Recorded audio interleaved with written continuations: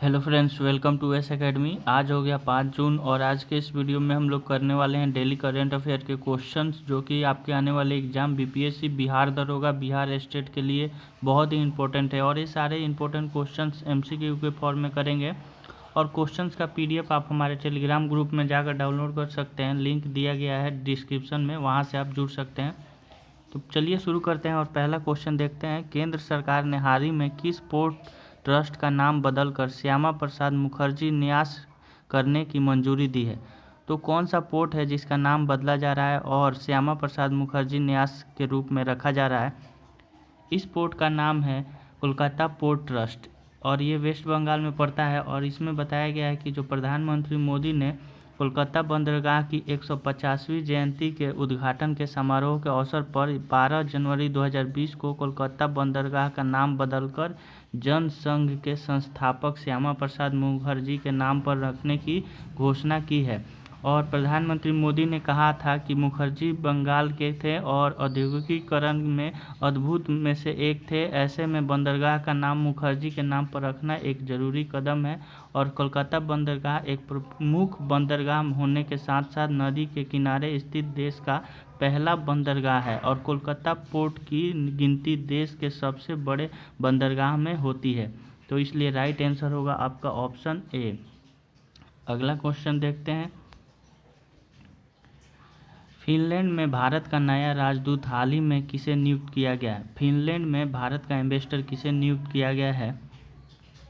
तो इस क्वेश्चन का सही आंसर है ऑप्शन बी यानी रजनीश कुमार। और यहाँ पे विदेश मंत्रालय ने संयुक्त सचिव रजनीश कुमार को फिनलैंड में भारत का नया राजदूत के रूप में नियुक्त किया गया है। और इसमें रजनीश कुमार काफ़ी समय तक विदेश मंत्रालय के प्रवक्ता भी रह चुके हैं। और यहाँ रवीश कुमार अगस्त 2017 से अप्रैल 2020 तक भारत के विदेश मंत्रालय में प्रवक्ता पद पर रहे और उनके करियर की शुरुआत इंडोनेशिया के जकार्ता में भारत मिशन के साथ हुआ था। और इसके बाद उनकी नियुक्ति थिम्पू और लंदन में भी रही। और रवीश कुमार बिहार के भागलपुर जिले के नाथनगर के रहने वाले हैं। तो ये सारे पॉइंट्स आपको याद रखने हैं।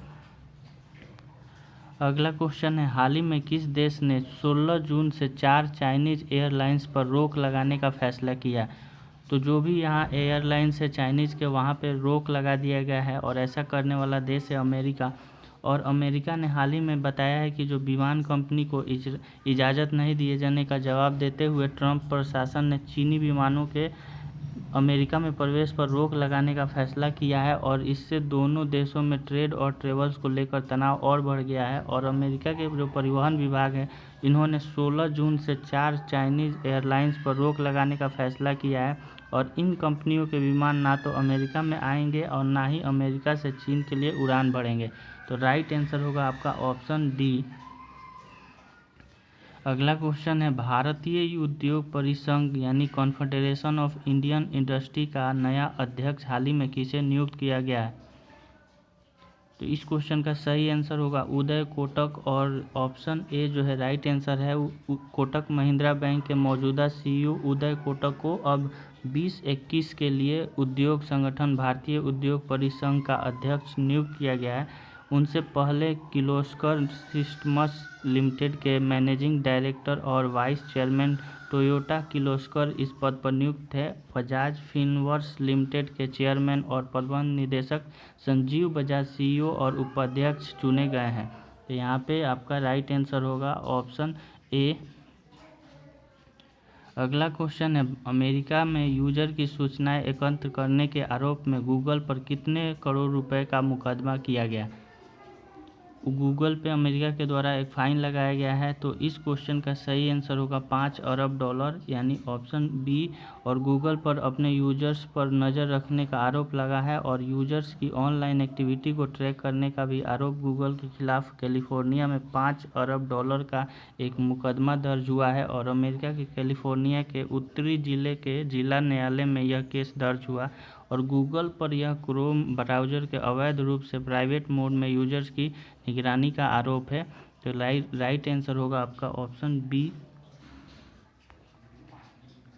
अगला क्वेश्चन है, rating agency Moody's investor service ने हाल ही में भारत की सॉवरेन राष्ट्रीय रेटिंग को बार 2 से घटाकर कितना % कर दिया? बार 2 से घटाकर कितना परसेंट कर दिया है, तो इस क्वेश्चन का सही आंसर होगा ऑप्शन सी यानी बार 3 आपका राइट आंसर है। और इसमें बताया गया है कि एजेंसी का कहना है कि निम्न आर्थिक वृद्धि और बिगड़ती वित्तीय स्थिति के चलते जोखिम कम करने वाली नीतियों के क्रियान्वयन चुनौतियों में खड़ी होगी।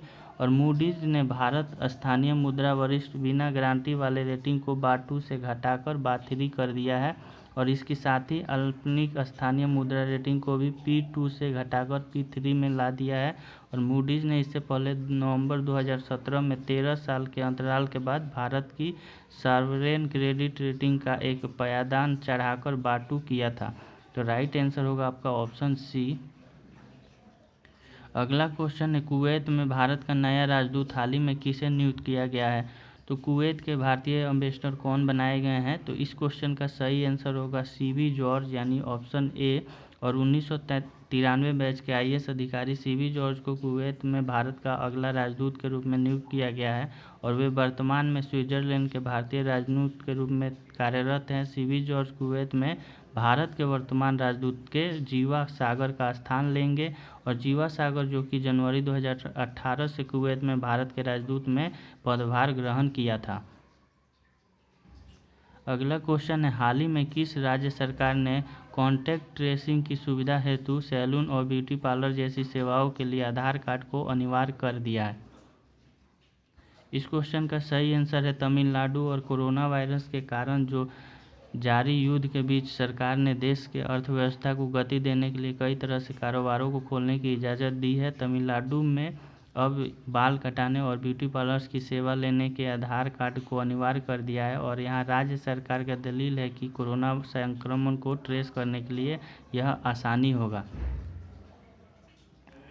अगला क्वेश्चन है, हाल ही में किस राज्य ने कोविड-19 के प्रति जागरूकता फैलाने के लिए मिशन फतेह अभियान शुरू किया। मिशन फतेह ये किस राज्य के द्वारा शुरू किया गया है, तो ये शुरू किया गया पंजाब के द्वारा। और पंजाब के जो मुख्यमंत्री कैप्टन अमरिंदर सिंह ने हाल ही में कोरोना के खिलाफ राज्य की लड़ाई के हिस्से के तौर पर मिशन फतेह शुरू किया है। और इस मिशन का मकसद लोगों को मनोबल बढ़ाना और महामारी से जागरूक करना है। और फतेह के अनुशासन, सहयोग, हमदर्दी के द्वारा नोवेल कोरोना वायरस के फैलाव को रोकने के लिए पंजाब के लोगों को प्रतीत किया जाता है। यहाँ मुख्यमंत्री ने सुरक्षा प्रोटोकॉल का भी पालन जोड़ दिया है। तो राइट आंसर होगा ऑप्शन बी। अगला क्वेश्चन है, मशहूर फिल्म खिलाड़ी के में वादा रहा सनम गीत लिखने वाले जाने माने संगीतकार का हाल ही में निधन हो गया। तो इनका नाम बताना है। तो इनका नाम है अनवर सागर। और 70 साल की आयु में इनका मुंबई में कोकिलाबेन धीरूभाई अंबानी अस्पताल में निधन हो गया है। और जो इन्होंने बॉलीवुड में 80-90 के दशक में अजय देवगन की फिल्म विजय पथ और डेविड धवन की फिल्म याराना जैसी यहाँ पे बहुत सारी फिल्मों में यहाँ गाना लिख चुके हुए हैं। तो राइट आंसर होगा आपका ऑप्शन ए। अगला क्वेश्चन यहाँ पे देखने से पहले बिहार के जो करंट अफेयर है यहाँ पे देखते हैं। जैसे कि केंद्र सरकार ने हाल ही में जीवन मिशन के तहत बिहार को 1832 करोड़ रुपए और असम को 1407 करोड़ रुपए आवंटित किए हैं। और इसमें आवंटित धन की मदद से बिहार सरकार 50 लाख से अधिक घरों में नल कनेक्शन प्रदान करेगी। और सरकार आकांक्षी जिलों और SC/ST गाँवों पर ध्यान केंद्रित कर रही है। तो ये सारे पॉइंट्स आपको याद रखने हैं। जल मिशन यहाँ पे दिया गया है कि इसका लक्ष्य 2024 तक देश के सभी जिलों में यहाँ अच्छी गुणवत्ता का पेयजल उपलब्ध कराना है। और इसे प्राप्त करने के लिए भारत सरकार ने 3.6 लाख करोड़ रुपए आवंटित किए हैं। तो अगला क्वेश्चन देखते हैं, ऑपरेशन उजाला किस जिले में शुरू किया गया था। ये बिहार से क्वेश्चन है और इस क्वेश्चन का सही आंसर बताना है। इसका राइट आंसर होगा मुजफ्फरपुर। और ऑपरेशन उजाला मुजफ्फरपुर ज़िले से शुरुआत किया गया था, जो कि आपका यहाँ पे ऑप्शन बी जो है सही आंसर है। अगला क्वेश्चन है, बिहार में सबसे कम साक्षरता किस धर्म के लोगों की है। बिहार में कम साक्षरता ये मुस्लिम लोगों में होती है। यहाँ पे दिखाया गया है कि जो बिहार में सबसे कम साक्षरता है वो मुस्लिमों की है, यानी ऑप्शन डी जो है इस क्वेश्चन का सही आंसर है। तो आई होप आपका वीडियो आज का पसंद आया होगा। वीडियो को लाइक और शेयर कीजिए और हमारे चैनल को सब्सक्राइब कर लीजिए ताकि आपको daily updates video study material PDF provide किया जाता है यहाँ पे। वीडियो के देखने के लिए बहुत बहुत धन्यवाद।